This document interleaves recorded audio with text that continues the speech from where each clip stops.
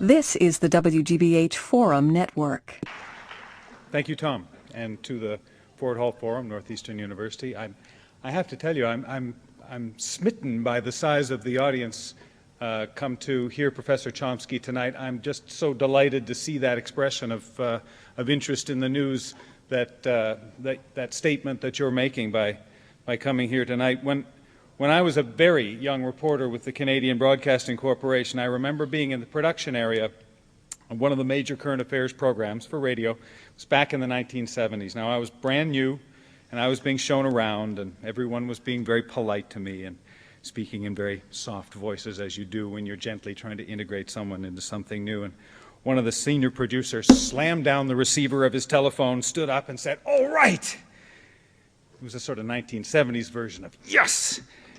Everyone turned to him, and he smiled like this trophy fisherman. And he said, "We've got him." There was a pause of expectation in the room, just like this one now. "We've got Chomsky," he said. And a sigh of satisfaction in the room. Now, I was a very young reporter. I knew the name, but being the ace cub reporter wannabe that I was, I knew I had to find out a little bit more about the man. So I thought, well, that's simple. I'll just read what he's written. Right. 30 years ago, that was a full-time job. Even today, just keeping up with the writing of Noam Chomsky is a full-time job. He has written over 70 books, over 1,000 articles. He writes about linguistics, philosophy, intellectual history, contemporary issues, international affairs, and U.S. foreign policy. Mr. Chomsky was born in Philadelphia. His undergraduate and graduate years were spent at the University of Pennsylvania, where he received his PhD in linguistics in 1955. While he was a junior fellow at Harvard, he completed his doctoral dissertation entitled Transformational Analysis. It later formed part of a more extensive work called The Logical Structure of Linguistic Theory. Noam Chomsky joined the Massachusetts Institute of Technology in 1955, and in 1961 was appointed full professor in the Department of Linguistics and Philosophy. From 66 to 76, he held the Ferrari P. Ward Professorship of Modern Languages and Linguistics. In 1976, he was appointed Institute Professor, a position he holds today. In the spring of 1969, he delivered the John Locke Lectures at Oxford. In January 70, the Bertrand Russell Memorial Lecture at Cambridge University. In 72, the Nehru Memorial Lecture in New Delhi. In fact, we were just exchanging remarks behind the curtain here about a trip that he just completed in India. He is on the move, perhaps more than most reporters you'll ever talk to. Professor Chomsky has received dozens of honorary degrees from universities on 4 continents. He is a fellow of the American Academy of Arts and Sciences and the National Academy of Science. In 1988, he was awarded the Kyoto Prize in Basic Science. That is the Japanese equivalent of the Nobel Prize. He has received the Helmholtz Medal, the Dorothy Eldridge Peacemaker Award, and the Ben Franklin Medal in Computer and Cognitive Science.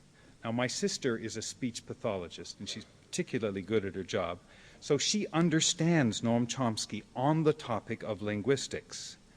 I explained I was having a little bit of trouble with that, so she said she could put it to me in rather simple terms.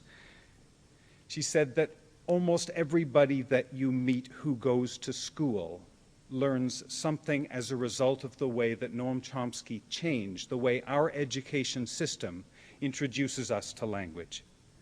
Now, what intrigues me as a journalist about Mr. Chomsky's mind is what he writes, what he says about power, about the way in which power is used, about the way that it is abused, and the way it is often excused.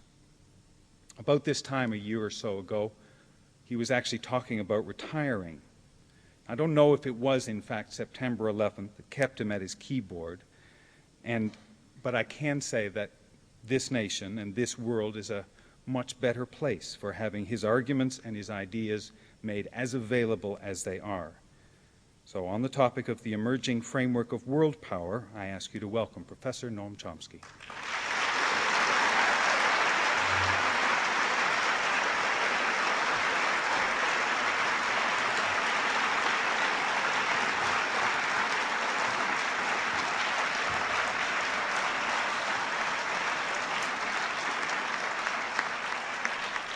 Thank you.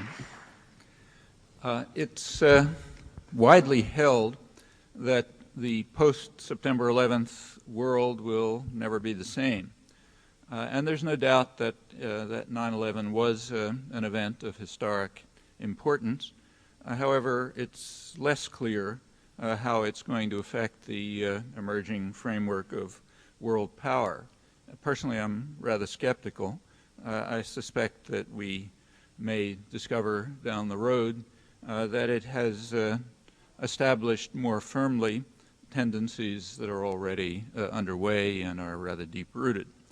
Well, to clarify the basis for that judgment, it's worthwhile to think about a few background issues, in particular two questions, and I'll start with those. First is, why is it a historic event? And the second is, why did it happen? I should say that these questions themselves often elicit highly irrational reactions, as if seeking explanations and trying to place events in a historical context amounts to what's sometimes called rationalization, or implies that the victims deserve to be murdered. That's very common, but it's so outlandish that it's hardly necessary to comment, and I'll put it aside. It's comment about the people who raise the questions. Other than that, not worth discussing. So first, why is it a historic event? Well, the answer to that is simple. It's because of the choice of victims, not the nature of the crime. That much should be obvious to anyone who's familiar with the record of the past several hundred years, which it should be unnecessary to review. However, it may be useful, I think it is, to listen to some voices of the traditional victims reacting to September 11th. So take, say, Latin America, particularly important to us. Our shadow's been cast there very heavily for a long time. September 11th atrocities were very harshly condemned, as they were virtually everywhere, but quite often with a recollection of their own suffering. So in Central America, perhaps the leading research journal is the Journal of the Jesuit University in Managua. They described the events of, they said the events of September 11th could be described as Armageddon, but added that we have suffered our own Armageddon in slow motion, referring to the atrocities of the 1980s, which was an international terrorist attack condemned by the World Court, as you know, and it would have been condemned by the Security Council if the United States hadn't vetoed it. And that was more serious than September 11th. Tens of thousands of people killed, the country wrecked, may never recover. So yes, this may be Armageddon, but it's not new to us. In Panama, a journalist, a radio journalist, like others, bitterly condemned the September 11th atrocities, but added that we're familiar with it. He referred to the attack, the bombing of the Barrio Chorrillo in December 1989, when the United States invaded Panama. In that one bombing, according to Panamanian sources, several thousand people were killed in the poor barrio. Since it's our atrocities, we don't investigate, and nobody really knows the details, but it was certainly serious. That invasion, that was Operation Just Cause, undertaken by George Bush I in order to kidnap a disobedient thug who was brought to the United States and tried and is now in jail, sentenced for crimes that he committed almost entirely on the CIA payroll. Well, they remember that. Others refer to Operation Condor and the atrocities in the Southern Cone, again, international terrorism because of the U.S. involvement, crucial involvement. Others speak of the international terrorist wars of the 1980s in Central America that left hundreds of thousands dead, millions of refugees and orphans, 4 countries ruined. There were international Gallup polls taken after September 11th. Condemnation of the atrocities was near universal. On the other hand, there were very few places where there was much support for a military reaction. Some places, apart from a few places, it rarely went above about 30%, rather legal means, the kind of means that Nicaragua attempted to pursue but failed because they ran up against a more powerful force, namely us, that wouldn't permit legal means. In Latin America, support for military action was the lowest. The highest in Latin America was about 11% in Venezuela and Colombia. The lowest was 2% in Mexico. The essential fact that lies behind this was described quite simply by Carlos Salinas, who directed government relations for Amnesty International for many years with particular concern for Latin America. And what he said is that Latin Americans know better than perhaps most people that the U.S. government is one of the biggest sponsors of terrorism, and they know it from firsthand experience. Of course, it doesn't follow that innocent Americans should be slaughtered by terrorist gangsters, nor did anyone suggest that, but neither should other people. And the facts are not forgotten elsewhere. Well, let's move to another part of the world where it happens it just was a few weeks ago, Diyarbakir in southeastern Turkey. This is the sort of unofficial capital of the Turkish Kurds. That's 10 or 15 million people. They have suffered horrendous atrocities in recent years, some of the worst atrocities of the 1990s.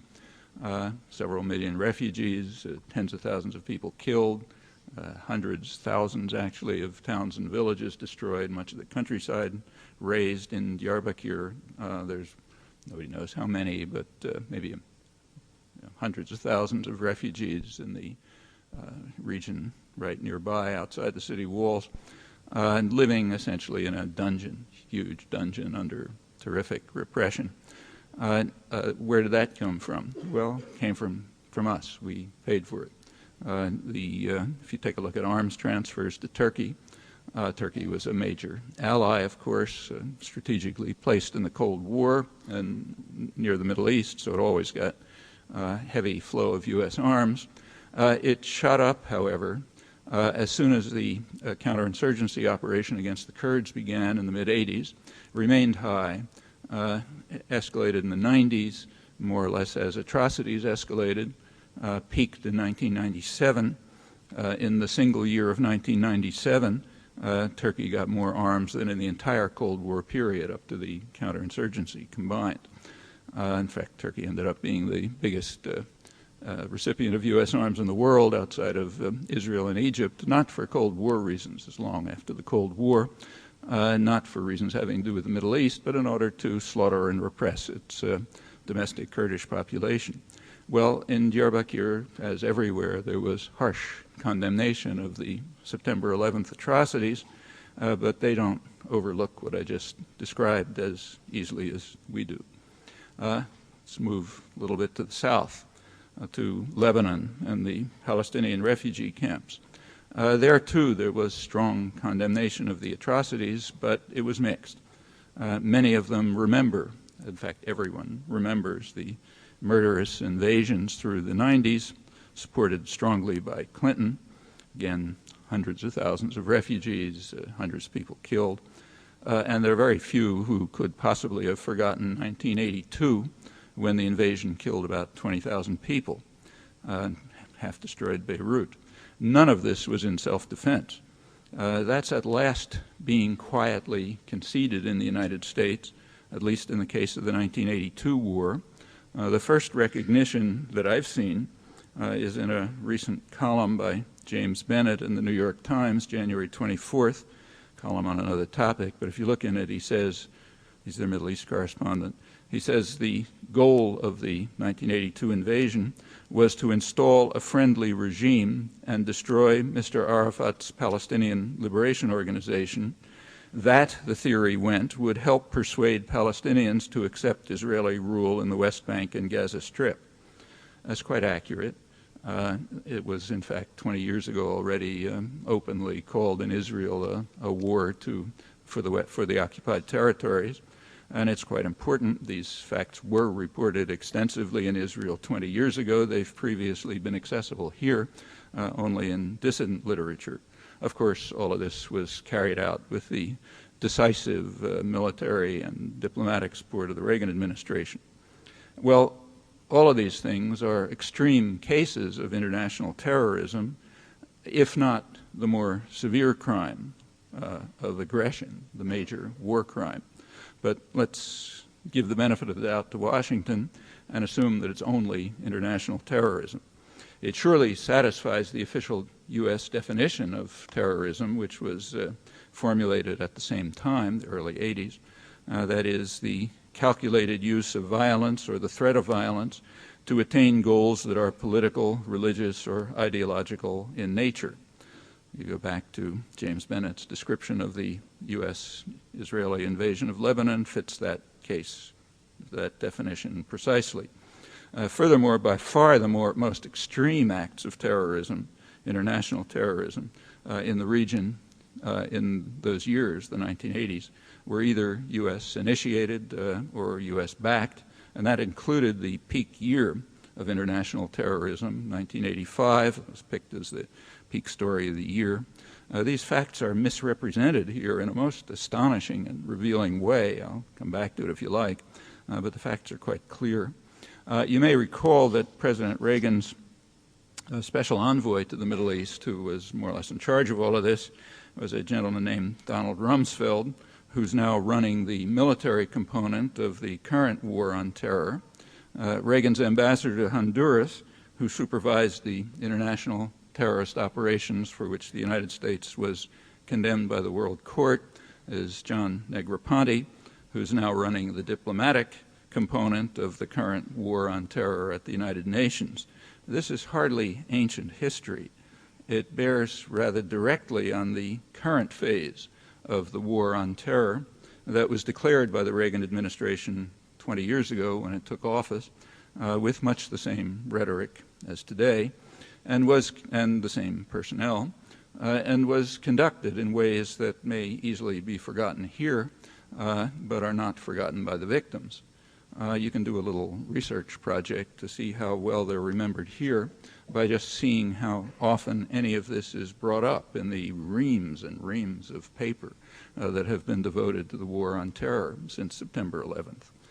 And that's an interesting insight into ourselves, the most important topic. We can learn more about the current phase of the redeclared war on terror by considering how the current international terrorist atrocities are regarded right now. Not ancient history like the 80s, but the current ones. Well, in fact, there is a lot of scholarly literature now on terrorism, big topic, and in it there is some reference to the 1980s. So if you take a look at, say, the journal Current History in December, good journal devoted to terrorism, they discuss, scholarly articles, mention the 80s as an era of state-sponsored terrorism in which the United States played a proactive role against terrorism, meaning international terrorism sponsored and run by the United States is a proactive role against terrorism. Orwell would have appreciated that. In Turkey, in April 2000, the State Department issued its annual report on international terrorism, and it singled out Turkey for, I'm quoting, for its positive experiences in countering terror. It also picked out Algeria for its positive experiences, one of the worst terrorist states in the world, and the third one that had positive experiences was Spain, not as bad as those two, but hardly very pretty either. So they had positive experiences in countering terror by carrying out some of the worst terrorist atrocities of the mid and late 1990s with crucial U.S. support. That was reported on the front, it was the lead story in the New York Times, reported by Judith Miller, who's their specialist on these topics, with no comment about what it meant. In the current scholarly literature, our war on terror, I'm quoting, has no better friend and ally than Turkey, thanks to the capabilities of its armed forces demonstrated in its anti-terror campaign. Okay. If Milosevic were an ally, he would not be standing before an internal court for facing war crimes trials. Rather, he'd be praised for the success of his anti-terror campaigns, and he would be chosen to lead new ones, much like Suharto was one of the great killers and torturers of the late 20th century. He was praised in the mainstream as a moderate who's at heart benign as the blood was flowing, and he was hailed as our kind of guy by the Clinton administration shortly before he was overthrown by popular rebellion. Actually, the U.S. ambassador in Pakistan is using the same words for Pakistan's dictator today. Turkey is grateful for U.S. support, for the support that you and I gave, decisive support, for its campaign of murderous state terror, as incidentally it was called accurately by Turkey's Minister of Human Rights and by very courageous Turkish intellectuals, among them a prominent sociologist who spent much of his life in prison for recording the facts. He actually rejected an award from the Fund for Free Expression here because of U.S. support for Turkey's murderous state terror. In gratitude for Clinton's enormous contributions to massive international terrorism, Prime Minister Ecevit was the first to offer troops to fight the war on terror in Afghanistan. And now Turkey has just been selected to serve as the force to protect Kabul from terrorism funded by Washington. There are others, too, who happily enlist on the war on terror. So no one's more enthusiastic than the Russians, who are eager to have U.S. support for their own monstrous crimes in Chechnya, or the brutal dictator of Uzbekistan, who's also our kind of guy right now. Well, again, Orwell would have been open-mouthed in astonishment as all of this proceeds, evoking little comment. But if we want to break convention and have a look at what we're doing, we can learn a lot about the war on terror and more generally about the effects of September 11th on policy. Well, let's move to today's headlines right now. So take Israel. Sharon is a man of peace, as the president just described him, despite an impressive record of terrorist atrocities, includes large-scale massacres of defenseless civilians back in the early 1950s, brutal expulsion of thousands of Bedouins 20 years later under the labor government, destroying their lands, mosques, cemeteries, driving them into the desert to clear northeast Sinai for Jewish settlement, the background for the 1973 war, and including, of course, the 1982 war fought in Lebanon, killing 20,000 people, in order to secure Israeli control over the occupied territories, and other atrocities, all of them international terrorism, because they rely crucially on U.S. support since the 1970s. And the last few weeks, horrible as they are nothing all that new. I personally saw similar things firsthand in the West Bank during the first Intifada, 1988. In this attack, the most ferocious and destructive weapons that destroyed the Jenin refugee camp and the ancient Kasbah, the old city in Nablus, in ways reminiscent of the Taliban, if you look closely. The most ferocious weapons were U.S. helicopters, supplied in the full knowledge that they're going to be used for those purposes. There's no doubt about it.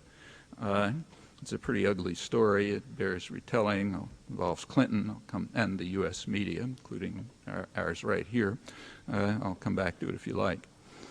Furthermore, the U.S. government remains active right now in enhancing terror there, on borrowing the president's words. So in last December, the Security Council debated a resolution calling for the implementation of the Mitchell Plan and the dispatch of international monitors to oversee the reduction of violence. That's the most effective means, as is generally recognized. Such efforts are routinely blocked by Washington. Again, this was vetoed in on December 14th. That particular veto happened to be taking place during a 21-day period of calm. That means that only one Israeli soldier was killed, along with 21 Palestinians, including 11 children, and 16 incursions into areas under Palestinian control. 10 days before the U.S. veto, there was a conference in Geneva, important conference, which the U.S. boycotted and therefore undermined, a conference that once again concluded that the Fourth Geneva Convention applies to the occupied territories. That entails that virtually everything that the United States and Israel do there is a grave breach of the Geneva Conventions, meaning a war crime of unusual severity, grave breach under U.S. law. The conference, which included the European Union, even Britain went along, specifically declared that the U.S.-funded Israeli settlements are illegal, and it condemned, I'm quoting it now, it condemned the practice of willful killing, torture, unlawful deportation, willful depriving of the rights of fair and regular trial, extensive destruction and appropriation of property, carried out unlawfully and wantonly. They're not talking about the last couple of weeks. This is December 5th. The United States is a high contracting party of the Geneva Conventions, and therefore it is obligated by solemn treaty to prosecute those who were responsible for such crimes, including the U.S. leadership going back 30 years. The United States has not officially withdrawn its recognition of the applicability of the Geneva Conventions to the occupied territories, nor has it withdrawn its official censure of Israeli violations as the occupying power. I'm quoting George Bush, the first, when he was UN ambassador. In October, and that remains official policy. In October 2000, the Security Council reaffirmed the consensus on this matter. It called on Israel, I'm quoting, called on Israel, the occupying power, to abide scrupulously by its legal obligations under the Fourth Geneva Convention. Remember, that excludes just about everything that's happening there as a war crime. The vote was 14-0. It means it becomes international law. The 0 is because of one abstention. Clinton abstained, presumably not wanting to veto one of the core principles of international humanitarian law, particularly in the light of the circumstances in which it was enacted in 1949 in order to criminalize formally the atrocities of the Nazis in occupied territories. Well, all of this is another significant contribution to enhancing terror, all the more so because it's scarcely reported. The Geneva Conference, in fact, wasn't reported, and very quickly consigned to the memory hole, which is already amply furnished with our own quickly forgotten crimes. None of this, however, is forgotten by the victims. Yes, September 11th was a horrifying atrocity. Unfortunately, it's not new. What's new is the direction in which the guns are pointing. For the first time in the history of Europe and its offshoots, that is us, they were the victims, not the perpetrators of horrifying crimes of this nature. And that's a historic event. Why was it carried out? Second question. Well, here we have to make a distinction between two groups. One is the actual perpetrators. I assume, as everyone else does, that it's either Al-Qaeda or something very like them. And why they did it is there's no one who knows that, the answer to that any better than the CIA, which recruited them, armed them, trained them, directed them to cause maximal harm to the Russians, and not to help the Afghans, which would have been a legitimate objective. The same special forces that are chasing them around in Tora Bora a few years earlier were training them to carry out terrorist atrocities. And they did. They carried out, during the 80s, they carried out terrorist acts within Russia, which were pretty serious, almost led to a Russia-Pakistan war at one point. That all ended in 1989 when the Russians withdrew. They didn't stop their terrorism against the Russians because they love Russians, they hate them, but rather because they had achieved their objective, which was clear and explicit. The objective was to drive the infidels out of the Muslim lands so that they could initiate their own reign of terror, as they immediately did. In 1990, they turned against the United States for essentially the same reasons. From their point of view, the United States is occupying Saudi Arabia, even much more significant than occupying Afghanistan for them. Their own terrorist record goes back 20 years to the time when the CIA and British intelligence and its allies organized and trained them. In 1993, they made their first attempt to blow up the World Trade Center. Actually, they had much more ambitious plans. I'm sure you know there was a Dutch government inquiry into the Srebrenica atrocities. It was just released last week. From it, we learned that at the same time that they were trying to blow up the World Trade Center, U.S. C-130s were flying radical Islamist mujahideen from Afghanistan to the Balkans, also Iranian-backed Hezbollah fighters, and also a huge flow of arms going through Croatia, which took a substantial cut. They were there to support the U.S. side in the Balkan wars, while Israel, Ukraine, and Greece were arming the other side, which explains why unexploded mortar bombs landing in Sarajevo sometimes had Hebrew markings, quoting a British political scientist reviewing the report that was published last week by the Dutch government.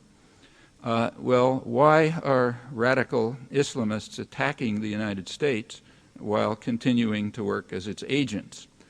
I think there's every reason to take them at their word on their answers to this, as the scholarly literature does, and I suppose the world's intelligence agencies as well, roughly what I just said. So that's the perpetrators. But then there's another very relevant population, a population in which bin Laden's horrendous words have a certain resonance. For example, the moneyed Muslims, as they were called by the Wall Street Journal, when it surveyed the attitudes of wealthy Muslims on September 14th, right after, a couple days after the World Trade Center bombing. That means they were interviewing in the Middle East bankers, lawyers, other professionals, managers of multinationals, some of whom describe bin Laden as, in their words, the conscience of Islam, even though they despise him and they fear him. They fear him for good reasons. They know that they are his primary targets.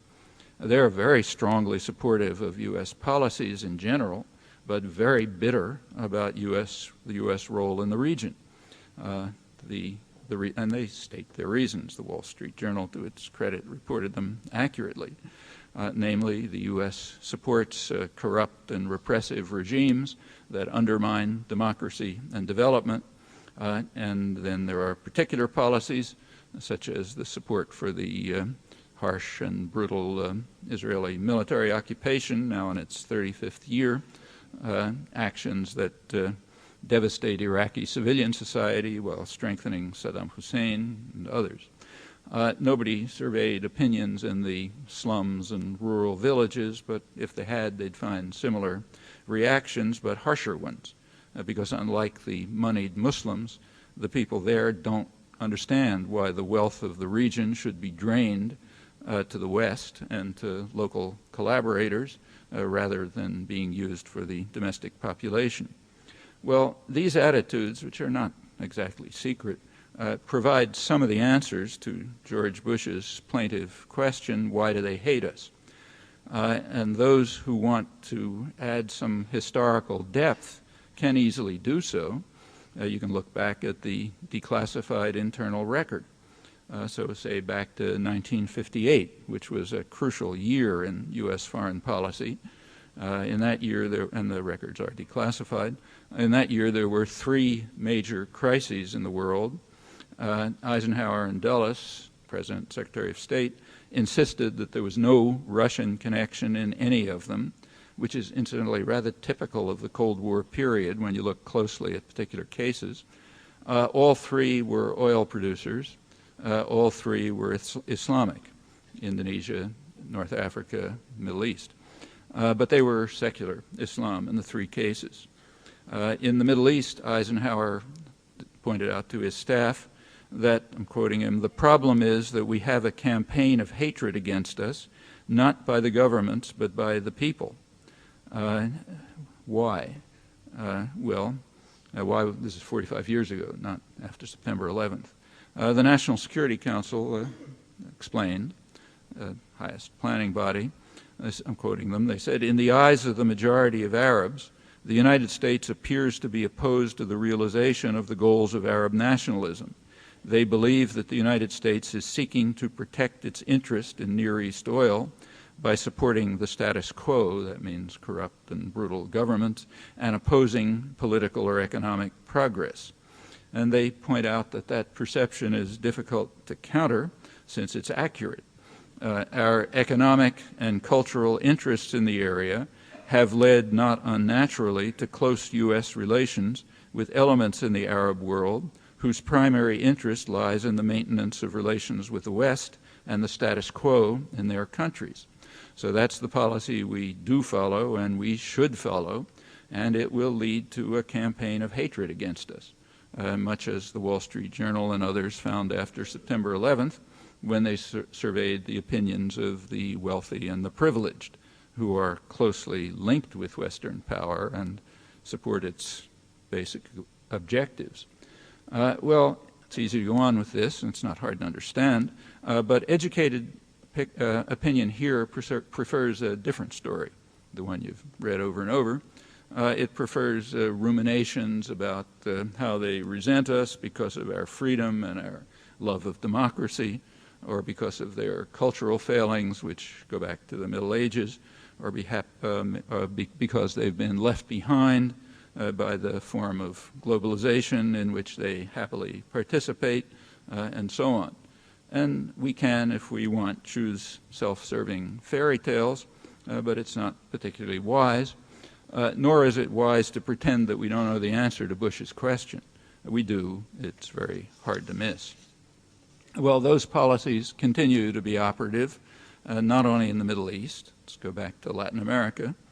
Here the policies are similar, and they are just as natural, to quote the National Security Council, as in the Middle East. And they're also deeply rooted. Not a great surprise to Latin Americans or to people here who want to understand our own country, for example, by looking at the rich declassified record of internal planning. For example, you can look back to a hemispheric conference in 1945, which laid out the framework for subsequent U.S.-Latin American relations. In that conference in Mexico, the United States instituted what was called the Economic Charter of the Americas. And its goal was, I'm quoting the State Department now, its goal was to counter the philosophy of the new nationalism that was sweeping Latin America. It's a dangerous doctrine which embraces policies designed to bring about a broader distribution of wealth and to raise the standard of living of the masses, and holds that the first beneficiaries of the development of a country's resources should be the people of that country, quoting the State Department. And of course, that's a serious misunderstanding. The first beneficiaries of a country's resources must be U.S. investors. We have to protect our resources, as George Kennan put it, top State Department planner. He was referring to the material and human resources that by accident lie elsewhere but are ours. And as he made clear and explicit, violence may be the only way. You may recall that Kennan was at the dovish extreme of the planning spectrum. He was removed in 1950 because he was considered too soft for this harsh world. And he's now revered as a great humanist. The threat of the new nationalism was overcome. The U.S. had the force to do it. One of the consequences was described by the World Bank just a few years ago.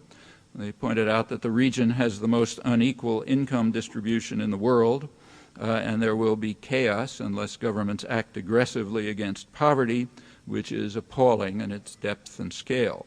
And that situation is expected to become worse. Last year, the U.S. intelligence community, with the assistance of academic specialists and people from the business world, published their projection for the next 15 years.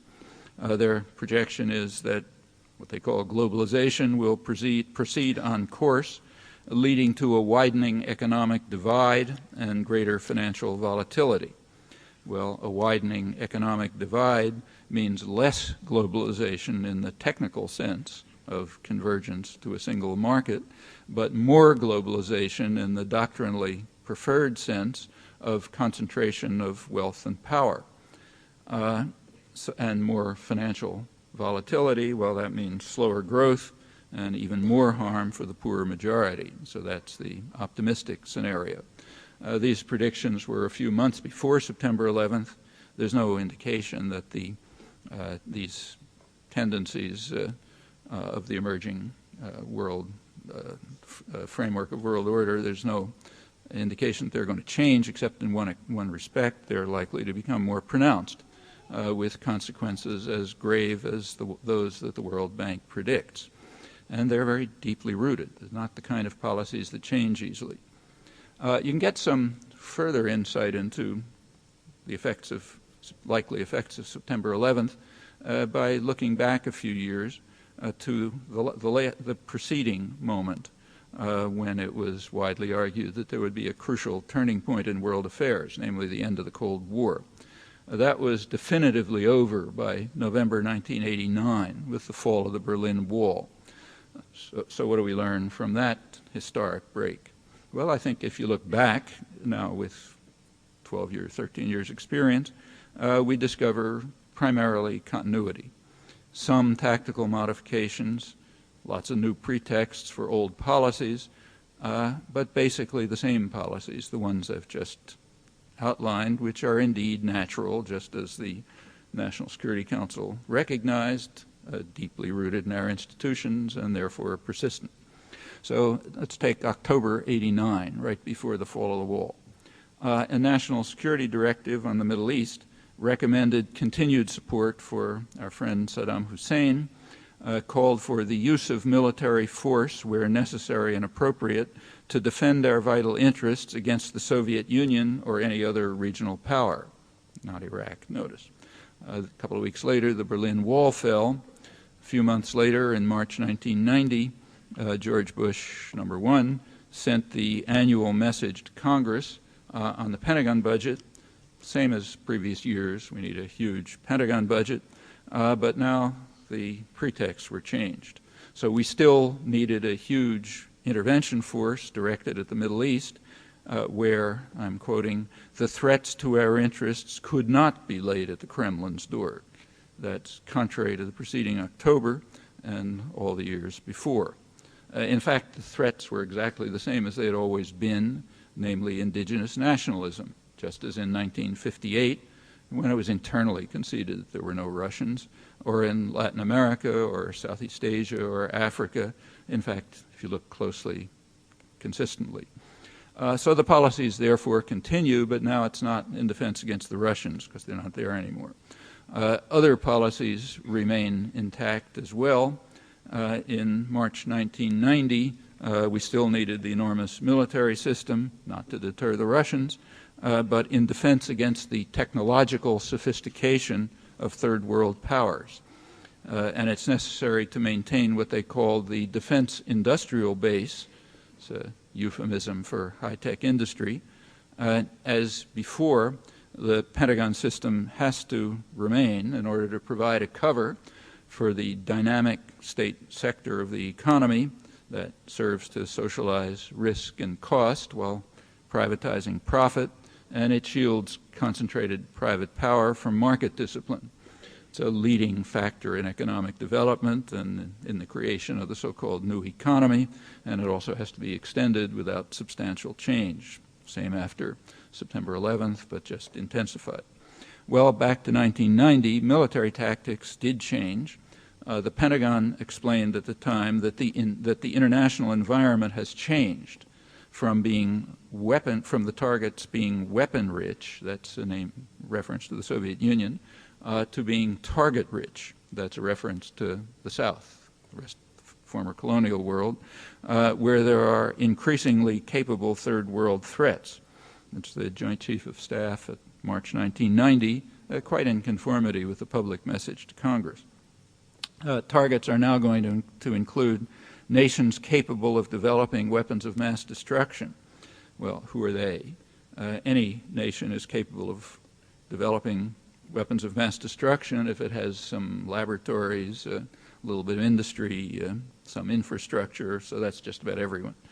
The South is to be specifically targeted, as indeed was true, had been true throughout the whole Cold War period, but now new options are available because the deterrent is gone, so we can do it more openly and with fewer devious means.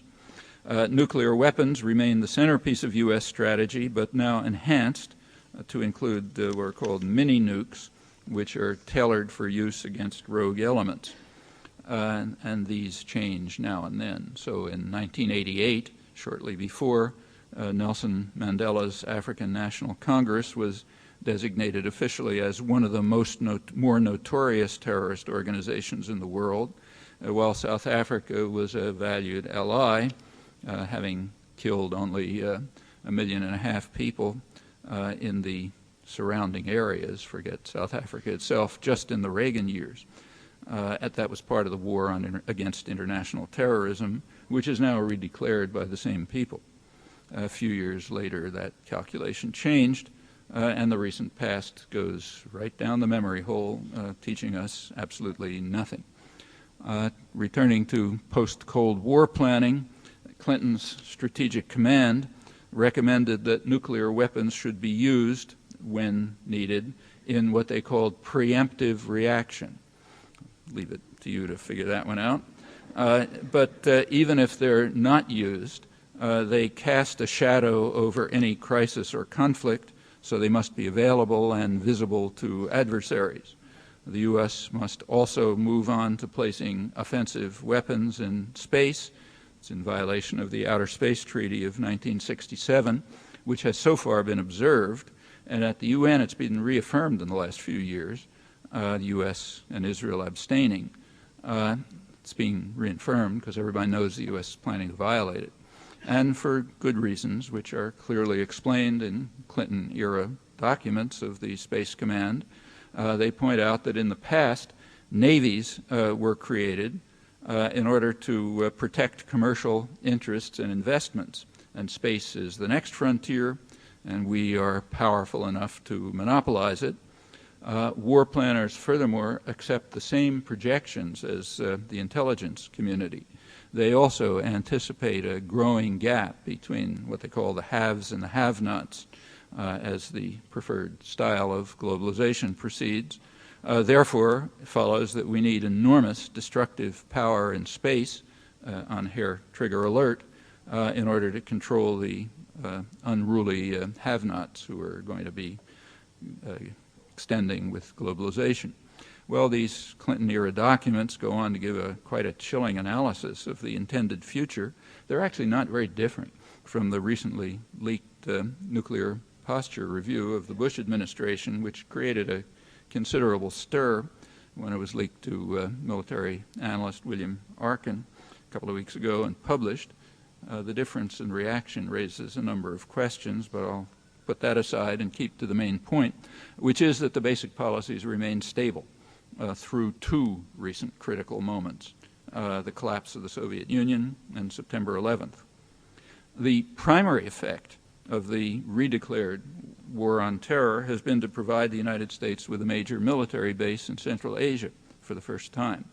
That puts the U.S. in a strong position to dominate the energy resources of Central Asia, but also, and I think more important, it complements the intervention system that's aimed at the far richer Gulf oil reserves that goes from Guam to the Azores, but the closest nearby base up until now was the island of Diego Garcia in the Indian Ocean, from which the population was expelled. The British courts have since accepted their plea, it's British Island, their plea that they have a right to return, but there's a higher authority which overturns that decision.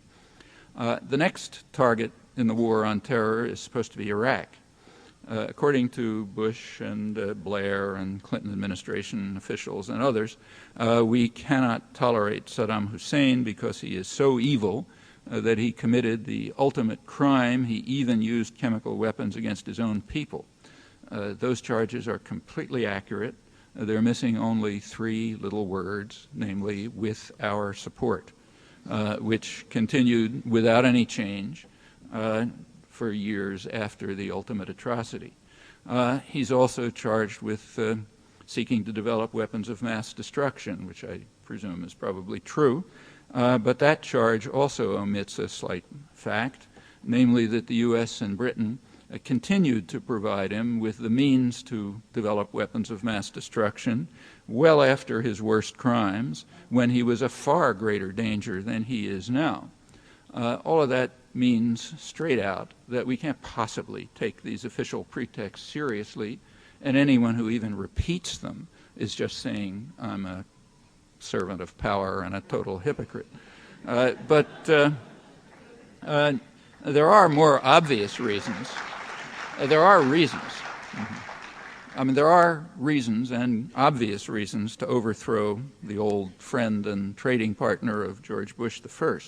Namely, he's sitting on the largest oil reserves in the Middle East after Saudi Arabia. And one way or another, the United States is likely to try to regain control over them, and the post-September 11th circumstances may do provide a window of opportunity. However, the project faces several problems.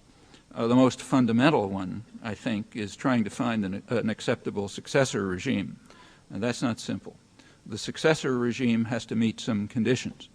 It cannot allow any democratic tendencies, because if it does, the Shiite majority might influence policy towards accommodation with Iran, and the U.S. doesn't want that.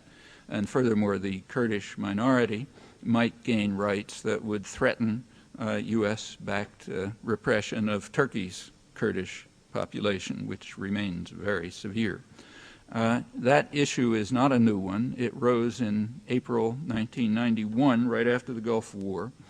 At that time, a Shiite rebellion took place in the South, which might have overthrown the monster, but the Bush administration intervened.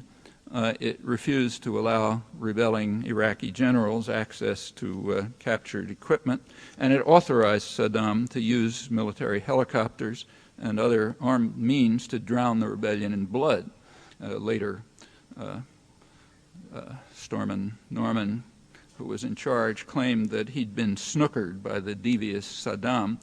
He hadn't realized that when he authorized him to use air power, he would actually use it. The basic problem at that time was explained by Thomas Friedman, who was then chief diplomatic correspondent of the New York Times, so he's articulating State Department concerns. He pointed out that the best of all worlds for the United States would be an iron-fisted Iraqi military junta ruling Iraq just as Saddam did, much to the pleasure of U.S. allies Saudi Arabia and Turkey, and of course the boss in Washington. But since clones couldn't be found, the U.S. was stuck with second best, namely Saddam himself. Well, that problem still remains. Currently, the State Department and the CIA are reported to be developing contacts with Sunni Iraqi generals, recent defectors, and they might be suitable replacements as clones. But here there are some problems too. The favorite, General Khazraji, who's Saddam's former chief of staff, he may not be able to make it to a planned meeting in Washington in a couple of weeks because he's under investigation in Denmark for war crimes, charged with participation in the gassing of the Kurds at Halabja, so some difficulties. Another problem is one that's all over the front pages, namely strong regional opposition, even from Kuwait, which of course has been exacerbated by the recent U.S.-Israeli operations in the West Bank. And they are joint operations. That's well understood in the region, even if a different story is preferred here. The story preferred here is that the United States is an honest broker trying to deal with two naughty children, One of them is a man of peace, Ariel Sharon, who sometimes gets out of control, and the other is the evil Palestinians who refuse to renounce terror.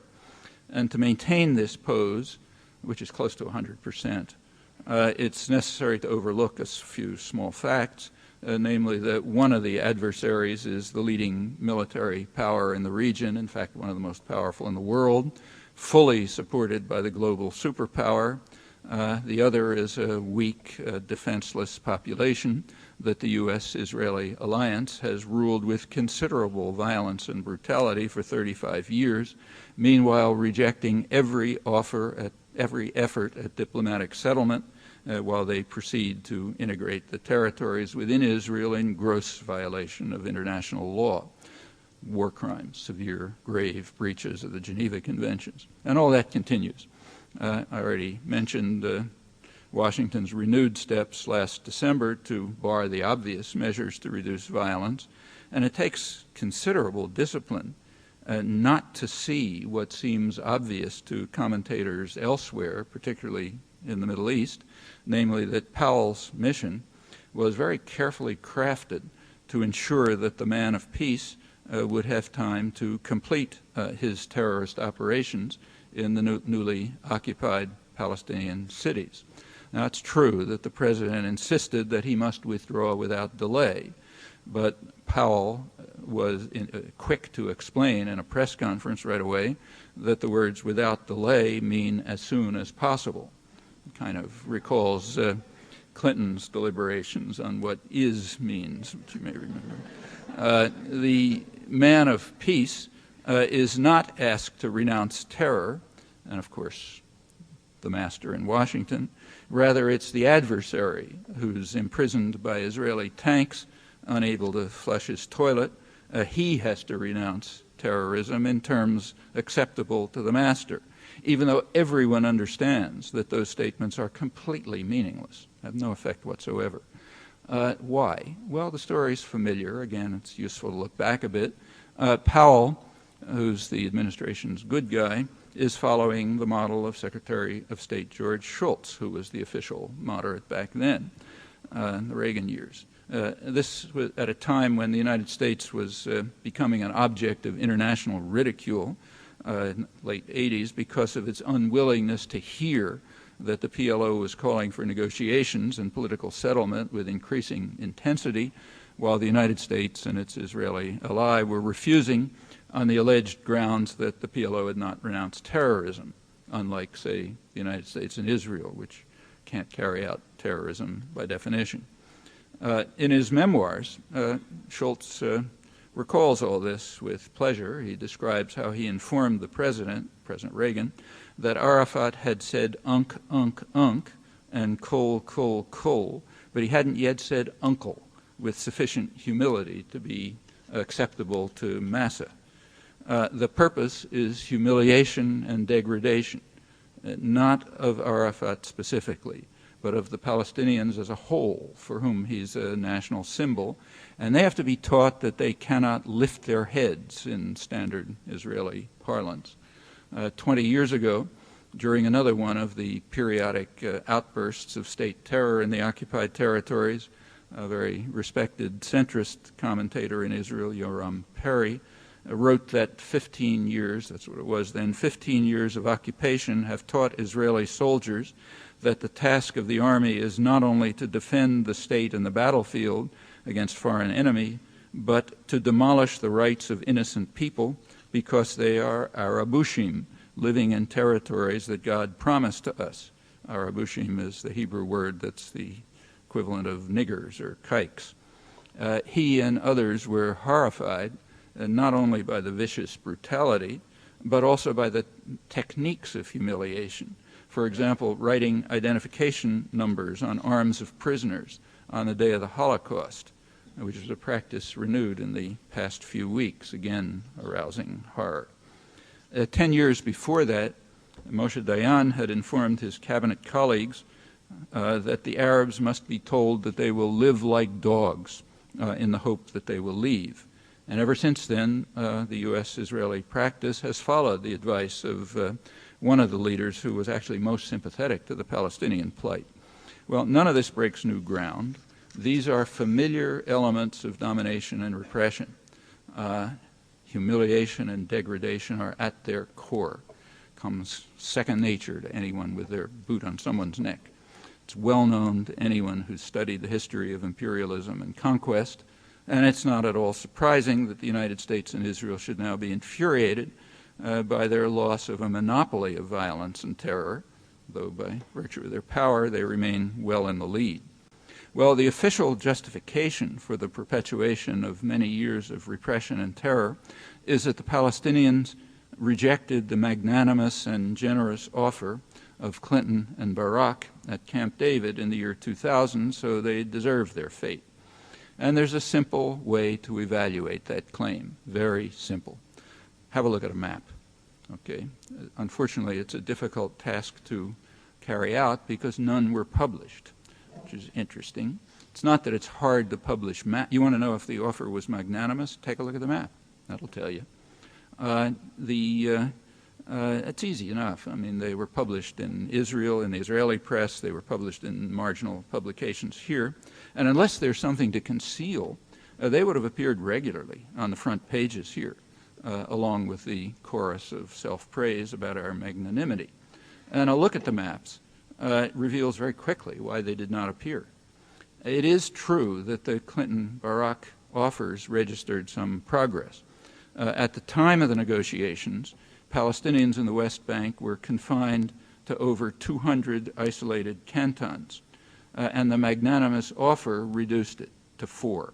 Therefore, it approached from below, remember. It approached from below the moral level of South Africa in the depths of apartheid 40 years ago when the first Bantustans were established. Bush and Powell have regressed even below that. They are offering no more than a vision of what South Africa actually implemented 40 years ago. There's also been no change in the intentions, which are openly announced, described by Barak's chief negotiator at Camp David, Shlomo Ben-Ami, one of the architects of the Camp David Accords and a dove in the Israeli spectrum. He explained, just before joining the government in 1998, he explained the intention of the Oslo process, namely to create a neo-colonial dependency for the Palestinians in the occupied territories with permanent dependence on Israel, meaning the U.S.-Israel alliance, so Bantustans. And the analysis is correct, and it should have also made headlines right along with the unpublished maps and along with the actions which were taken at the time to drive the point home. The final Clinton-Barak year, in that year, settlement programs expanded to their highest peak since 1992, pre-Oslo, under Sharon. Well, you take a look at history, it again reveals the continuity of policy. So right now there's a great deal of interest in the Saudi peace plan, which was adopted by the Arab League in March. And this is regularly described here as a historic opportunity if only the Arab states will at last accept the existence of Israel, as in fact they have repeatedly done, along with the PLO, since January 1976, when they joined the rest of the world in backing a Security Council resolution which called for a political settlement based on Israeli withdrawal from the occupied territories with, I'm quoting it, appropriate arrangements to guarantee the sovereignty, territorial integrity, and political independence of all states in the area, and their right to live in peace within secure and recognized borders. So that's, in effect, UN 242, the basic document, amplified to include a Palestinian state. As usual, the resolution was vetoed by the United States, which is a double veto. It vetoes it from history. Similar initiatives have regularly been blocked by Washington right to the present. A majority of Americans also support the political settlement that is now reiterated in the Saudi plan, but unless they undertake a research project, Americans cannot know that the primary barrier to the diplomatic settlement that they support happens to be the Washington-Israel alliance, as it's been for 25 years, actually longer if we look closely. Well, unless this changes, and that means changes right here, the prospects there are for descent into even more bitter tribal warfare with ominous consequences that are likely to spread well beyond. Well, finally, looking back over quickly, very quickly, over a longer stretch, at the end of World War II, the United States had a position of global wealth and power that had no analog in human history.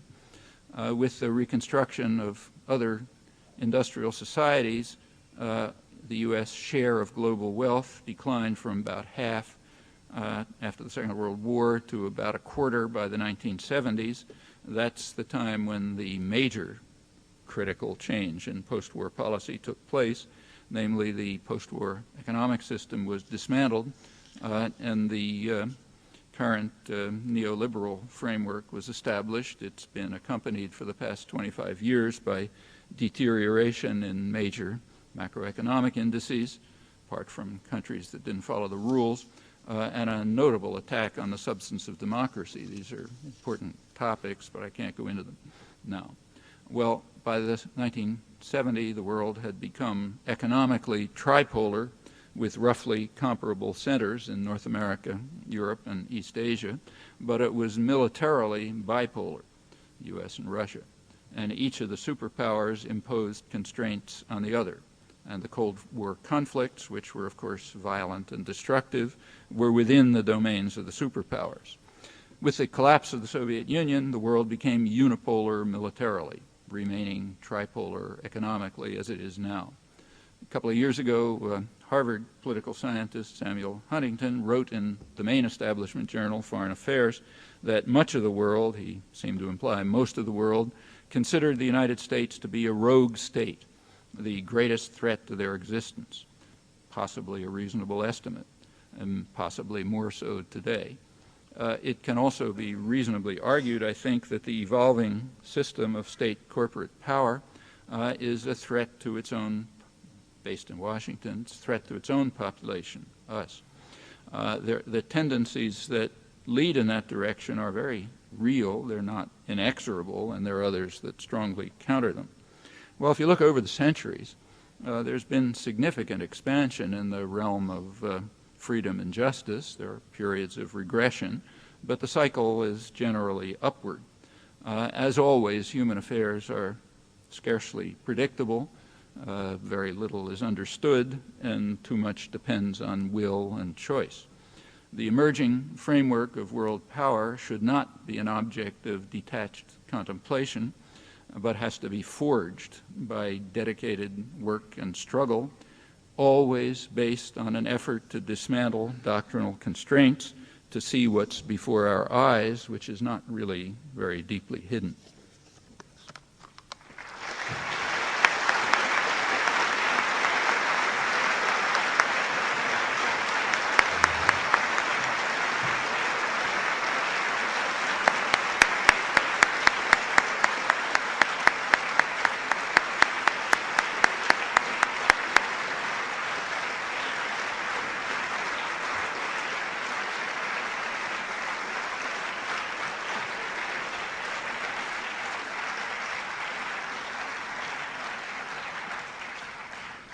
Thank you, Professor. Never really gets to the point, always talks around the subject. You notice that? We have just a short period of time for questions. We have two microphones here, and given the hour, I'll ask if you have a question, to be brief, to get to the point. I think we should probably just, I had a couple of questions I wanted to ask, but I get to do that every day. So why don't I give you guys an opportunity, starting down here. Hi. Could you talk about the U.S. participation in the recent coup against the Venezuelan president, including U.S. participation in the coup against the Venezuelan president? Including the active involvement of Otto Reich and Elliot Abrams back from the Reagan years, and also about the removal of the Brazilian ambassador to the Organization Against the Proliferation of Chemical Weapons. Let's take one, if we can. Okay. I couldn't hear most of it. As far as Venezuela is concerned, I mean, I don't know any more than you do, just what was in the newspapers. Everyone was expecting, for years, everybody's been expecting a military coup in Venezuela, kind of like the coup in Chile. The only question is when. That there have been plans for it, I don't think we can seriously doubt. When the military coup took place, it was immediately welcomed in Washington. All the public, and in the editorials and everywhere else, a wonderful thing. However, something very surprising happened. There was an upsurge. There was a popular upsurge, and the generals and the president they'd imposed had to back off. Meanwhile, the Latin American countries had condemned the coup. I think Canada went along with the United States, if I'm not mistaken. But the Latin American countries went along, opposed the coup on grounds that it was unconstitutional, an attack on democracy. They don't like Chavez, but they were in favor of democracy. However, the northern democracies, and certainly the United States, and I think Canada, thought that the overthrow of democracy was just fine. And then when it was restored, they were kind of embarrassed.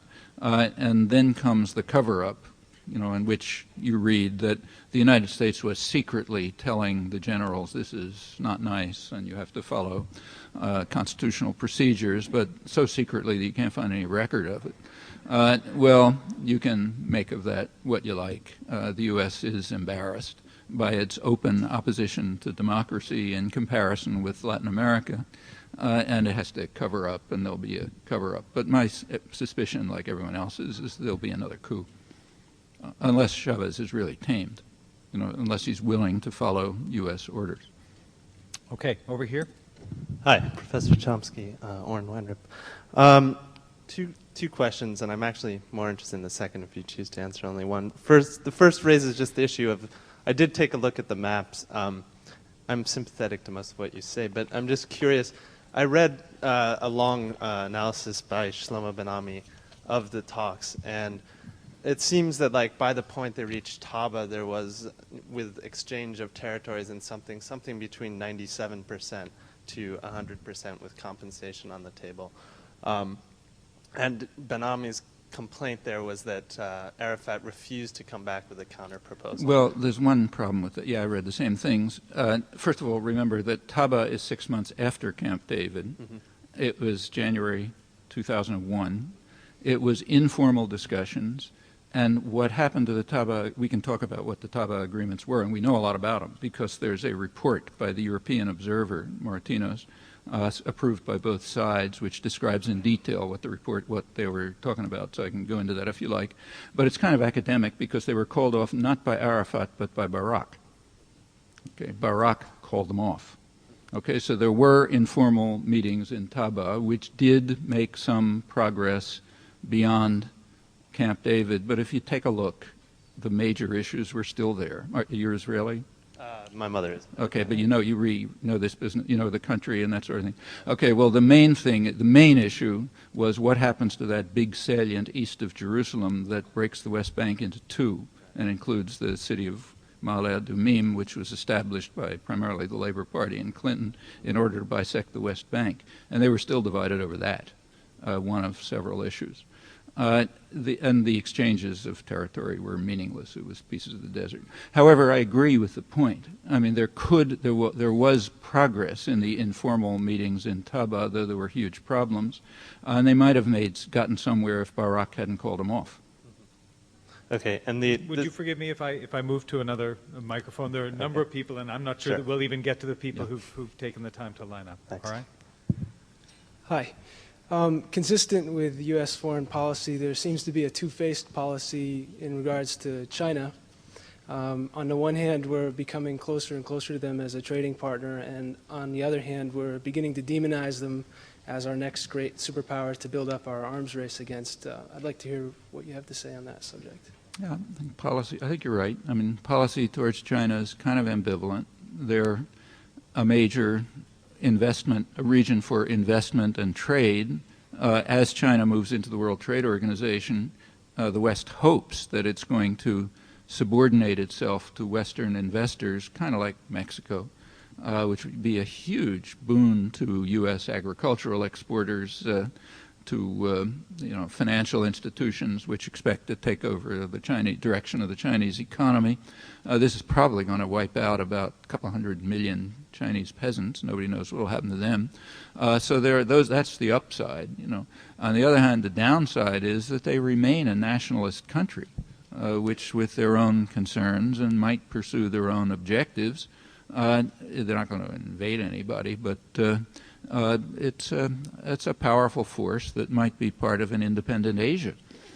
China and Japan together, especially Japan and its surroundings, but now also China, in principle could be the dominant economic force in the world. They probably have the largest financial reserves in the world right now. And they're not a military force, but that can change. So yeah, that's a concern. Just like there's a concern over Europe going its own way. So it's mixed. Okay. Pretty much like you said. Thank you. Back to this mic. Hi. Some commentators say that we... Can you get a little closer to the mic, please? Thank you. Hi, Professor. Some commentators say that we have to wait for a new generation of leaders in Israel to even begin to achieve peace. Even with a new generation of leaders, do you believe it's possible to even achieve peace within the Middle East? Could you comment on that? Do I agree? No, I think the main problem is right here. I think the main problem is right here. It's very easy to blame other people for the terrible things they do, right? So you can look at all these bad people in the world and they're doing all kind of awful things. In fact, there's a new literary genre that's developing, which is very widely hailed in the United States. You can read, laudatory reviews in all the main papers. It's about, it's a series of books, one by the head of the Human Rights Center at Harvard, which do talk about a flaw in the American character and therefore are extremely courageous. The flaw is that we somehow don't respond properly to the crimes of others. Okay, you take a look at those books and the laudatory reviews and the indices and so on, you notice there's a slight gap. How do we respond to our own crimes? Well, that you can't ask. Okay, so you can go as far as saying, well, we don't respond properly to the crimes of others, and that's an enormous act of courage, and we laud it, and so on. But what about the vastly more important question about ourselves? And the same is true here. There will not be, there's conflicting groups inside Israel right now, and there will be in the future. But those who want to move towards a peaceful accommodation are not going to get anywhere unless they have support in the United States. And so far, the United States has, for 25 years, insisted on blocking peace. Remember, the Saudi peace plan, in essence, was proposed at the Security Council 25 years ago, blocked by the United States. The U.S. vetoed the similar plan again in 1980. It blocked, along with Israel, blocked similar Saudi plan in 1981. Right through the 1980s, it was blocking PLO and Arab state and European initiatives more or less of the same type. You take a look at the General Assembly records where there's no technical veto. Year after year, from the mid-70s up till the 90s, there are regular votes every December session on similar proposals with numbers like, 150 to 2, U.S. and Israel. Sometimes they pick up Dominica or something like Micronesia. But that's what's been going on. There's great praise for Baker, who was very forthcoming, Secretary of State for George Bush. You can read it in the Christian Science Monitor this morning, big review of the so-called peace process, lauding Baker for really going very far. The only thing it doesn't mention, and is never mentioned, is the Baker Plan. That is the official U.S. policy in December 1989, called the Baker Plan. You can read it in the State Department bulletin, which endorsed, I'll tell you what it said, it endorsed the coalition position of the Israeli government, that's Shamir and Peres, their position, which has never been published in the United States except in the dissident literature, but it is the Baker Plan. Their position says, first, there cannot be an additional Palestinian state between Israel and Jordan. What does additional mean? Well, it means there already is a Palestinian state, namely Jordan, and there can't be an additional Palestinian state between Israel and Jordan. Second, the status of the occupied territories called Judea, Samaria, and Gaza will be determined according to the guidelines established by the Israeli government. That's point 2. Point 3 is we will allow free elections under Israeli military rule, and though they didn't mention it, with tens of thousands of Palestinian intellectuals in jail. Well, that last point did get some mention here, showing how forthcoming we are and how much we love democracy. But the first two, didn't describe it the way I just did. You know, I said free elections, isn't that wonderful? But that's the Baker Plan, which is now being lauded as tremendously forthcoming. In fact, there just isn't an exception. You take a look at the whole record. It's a formal. These are not secrets. You know, you don't have to go to declassified records for these. It's all public material. There's simply no deviation from that position. I mean, on paper there is. Like you can read Jimmy Carter in the New York Times a couple of days ago, saying, "Yeah, we all agreed." In fact, he even says Begin agreed on Israeli withdrawal from the occupied territories in 1978. I mean, if he believes that, you just have to have pity on him. What Begin said in 1978 is, we're not going to withdraw from the occupied territories, we're going to settle them. You want to pay for it, that's fine. And Carter did. In fact, U.S. aid to Israel went up to half of total U.S. aid. Now, maybe Carter believes he heard Begin say, I'm going to withdraw, but he certainly didn't say it, and he certainly didn't act on it. Now, until that changes, there will be no opportunity for political leadership to develop in Israel that will try to implement these approaches. Thank you. And back here. Professor, I think you've done a marvelous job of deconstructing American foreign policy and a lot of the myths that are used to rationalize it. I wonder if you could talk some more about where we go from here, where the Israelis go from here, where the Palestinians go from here. Oh, can we just pick one? I just talk about us. I mean, let's talk Israelis and let's talk about Palestinians, the United that's States. up to Well, them. I think Yeah. if I can just make a brief comment, I think you would find that in all those constituencies, a vast majority of the population, out of fear, in some cases very justified, feels that all the actions are justified in terms of self-defense, which 9/11 sort of underscores for most Americans. Well, I'm not interested in giving lectures to Palestinians and Israelis. I mean, when I'm in Tel Aviv or when I'm in Birzeit, I tell them what I think they should do, but I'm here, okay? So I think we should ask what we should do. What we should do is very straightforward and simple and within our reach. First of all, break through the doctrinal constraints, which are rigid, and find out what's going on, okay? Once you find out what's going on, well, you maybe agree that I'm right or you may think I'm wrong, but whatever it'll be, you'll at least know what's going on when you look at the maps and so on. And if what I said turns out to be more or less accurate, it's clear what we ought to do. We ought to change U.S. policy so that it no longer is the major impediment to peace in the region. Mm-hmm. And that's,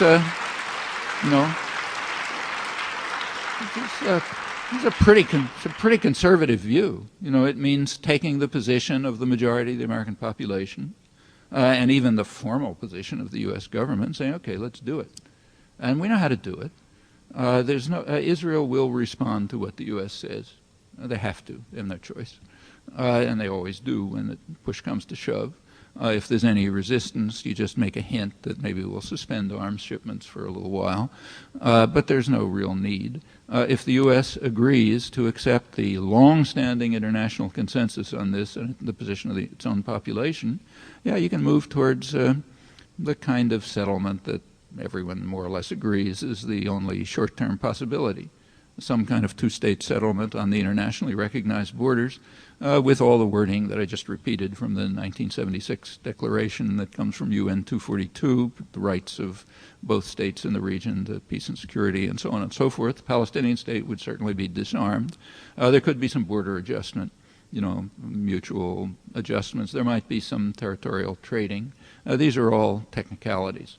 The main thing is to agree to the general point that there can be a viable Palestinian state. Unless that's agreed to, there won't be any progress, and the U.S. has so far totally refused that. Well, over here. Good evening, Professor Chomsky. Are you familiar with